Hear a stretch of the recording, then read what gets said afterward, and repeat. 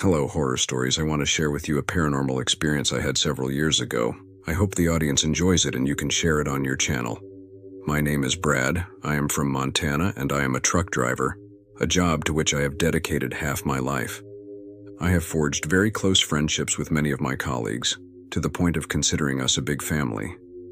At 60 years old, I can say that I have developed very close bonds with some of them, and their families, sharing Thanksgiving, holidays, among other things. Anyway, I will tell about an experience that disturbs me to this day. One night while driving on Highway 90, I decided to stop at a coffee shop, where us truckers usually stop and hang out while we grab a bite to eat. For us, it is a regular stop, and it is always good to relax a little after so many hours alone on the road. That night, I arrived at the meeting place and parked. I was walking through the parking lot to get to the bar. On the way, I was going to the bathroom, which was outside. Suddenly, I saw a woman standing between two parked trucks. When I looked carefully, I realized that it was the wife of one of my colleagues whom I had not seen for a long time. I was happy to see his wife, so I went over to say hello. However, she didn't wave back or smile at me. I thought maybe he hadn't recognized me after so long. I told her that I was a colleague and friend of her husband, known as Rocky, and that we had met several years ago at a picnic that the company organized to say goodbye to the year. Despite my explanation, she didn't say anything. She remained almost immobilized. I started to feel a little uncomfortable seeing her so strange. I asked her if she was waiting for Jackson, and she just nodded her head. Then I told him that I was going to the bar where he was and that I would tell him that I was waiting for him. He didn't omit a word. The strange thing is that when I first met her, when Jackson introduced me to her, she was a very friendly and nice woman. I thought maybe they had argued that night or she wasn't having a good day. Anyway, I hurried to the bathroom and then went into the bar to look for Jackson. When I entered the bar, I looked for him among the tables. The place was full of transporters, but it didn't take me long to find him sitting in a corner, having a beer. I approached and greeted him enthusiastically. After so long, it was a pleasure to see each other. He had stopped working a while ago, but we didn't know why. I told Jackson that his wife was outside by the truck waiting for him, that she seemed a little worried, and that she hadn't recognized me when I walked up to say hello. I told him who I was, but he didn't seem to remember. I mentioned that I had told him I would let you know I was waiting for you.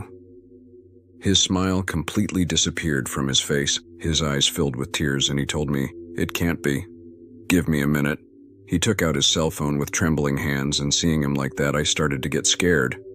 I stayed by his side, not knowing what was happening.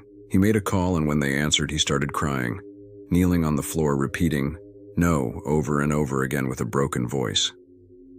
Several colleagues who were there approached asking what was happening. We tried to lift him up and asked him how we could help him, but he couldn't recover.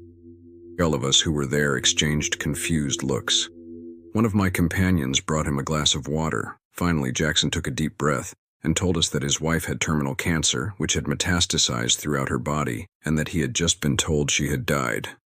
I was shocked. My legs gave out and I needed to sit down for a moment.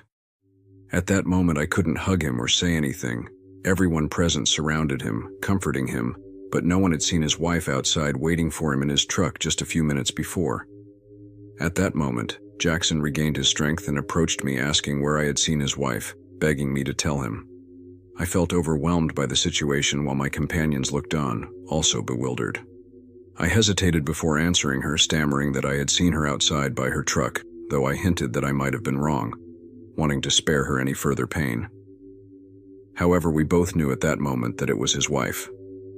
In a desperate gesture to see her, Jackson ran out of the bar toward the parking lot. I followed him along with some companions, and when we got to the truck, we didn't find anyone. His wife was no longer there. There was no trace of her. I watched him while he looked in all directions, waiting to see her. At that moment, I only gave him a very strong hug to accompany his pain, but he found no comfort. He kept crying and repeating her name over and over again. We stayed there for a while, supporting him and trying to calm him in the middle of the cold, silent parking lot night. After almost an hour, one of my companions offered to take him home in his truck, since he was on his way home, so he wouldn't have any pending deliveries. While I offered to help him with the delivery of his merchandise, since my route coincided with his, we moved the pallets from his truck to mine, spreading them out to make sure everything was loaded. Once finished, I set off in my truck with the responsibility of completing his delivery on his behalf and with sadness and terror, both overwhelming me. As I drove down the road, an overwhelming silence enveloped me. He couldn't stop thinking about what had happened, the meeting with his wife, having seen her and spoken to her while he tried to communicate from beyond. It was terrifying, and I can't find answers to why I had to witness her departure instead of her husband's. This thought disturbs me day after day, and I fear that I will never find an explanation for this paranormal event. If you have enjoyed this story, we invite you to subscribe and activate the bell so you don't miss any others. Until next time, continue with another paranormal story. Hello, horror stories. First of all, I would like to ask you to maintain my anonymity, mainly for security. You'll understand why when I tell you what happened. I am a transporter, and I considered myself one of the few to whom nothing strange had ever happened on the road, except for the occasional scare due to attempted robberies. Nothing compared to this. In fact, I had a hard time believing the paranormal stories that some of my classmates told. That's how skeptical I was. I had never seen or experienced anything strange or paranormal until now. That night I was making my usual route on Route 20 out of Atlanta, a trip I make once a week to deliver goods to one of my oldest clients. I was listening to the radio and eating some cookies. Everything was calm. It was after 12 at night when a dense fog invaded the road. I had to slow down and continue with caution. Suddenly I noticed someone walking on the side of the road a few meters away. I could barely make out a woman with very long, loose, somewhat disheveled hair, and I noticed that she was barefoot. It was very strange to find someone walking along that route, and even more so a woman. Driving there was already dangerous, but traveling on foot was much more so. The nearest city was several kilometers away. I slowed down and approached the woman to offer my help. I didn't want to scare her, so I rolled down the passenger side window and asked her if she needed help, if she was okay. She stopped, turned to look at me. Her gaze was lost, as if she was in shock. That's when I noticed his face had scratches and bruises. He didn't answer me a word, he just stared at me. I thought she was so scared that I insisted she get in the truck, assuring her I would help her and not leave her alone in the middle of nowhere. Inside, I believed that perhaps she had been kidnapped and had escaped. There was no other explanation in my mind. It was a young girl, about 23, so I told her to get on quickly, suggesting that someone might be following her and that she might be in danger. At that moment, it was as if he woke up from a nightmare, and without hesitation, he got into the truck, sitting in the seat next to it.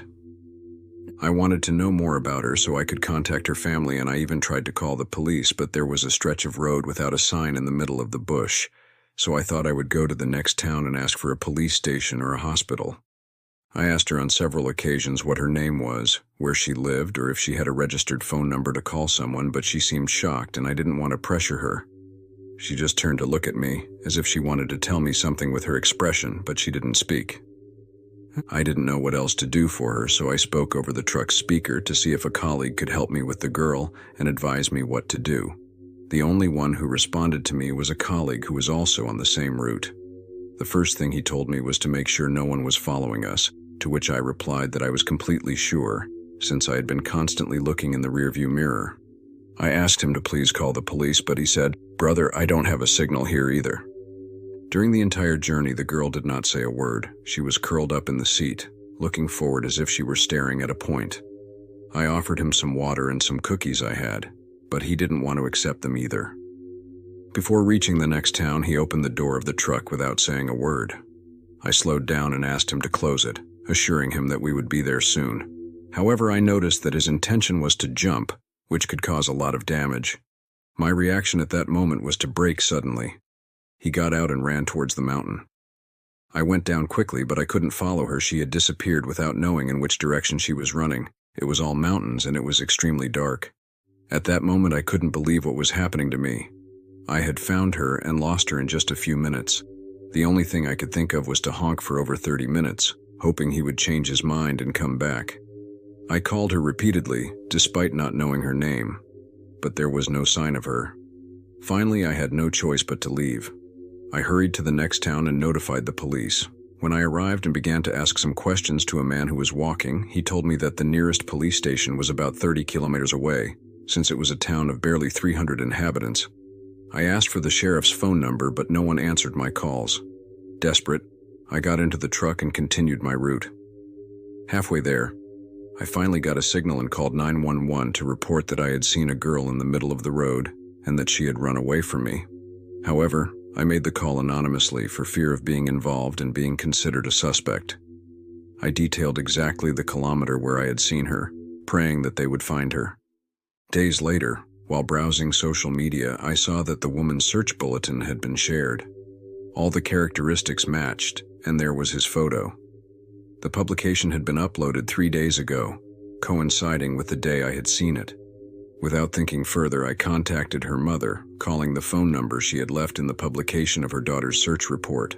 I told her everything that happened, mentioning that the last time I saw her, she had run into the mountains without being able to find her in the middle of the night and that I had called 911. The lady responded that she had surely confused me, since it couldn't be her daughter. 2 days ago, they had given her her remains, and according to the forensics, they had taken her life the same day they took her, more than 10 days ago. I was surprised by this revelation. I respectfully assured him and insisted that I was sure I had seen his daughter. Also, I clearly remembered that he had a tattoo of a rose on his left hand, as stated in the search post. The lady kept insisting that it couldn't be her. His teeth had been examined and there was no doubt about his identification.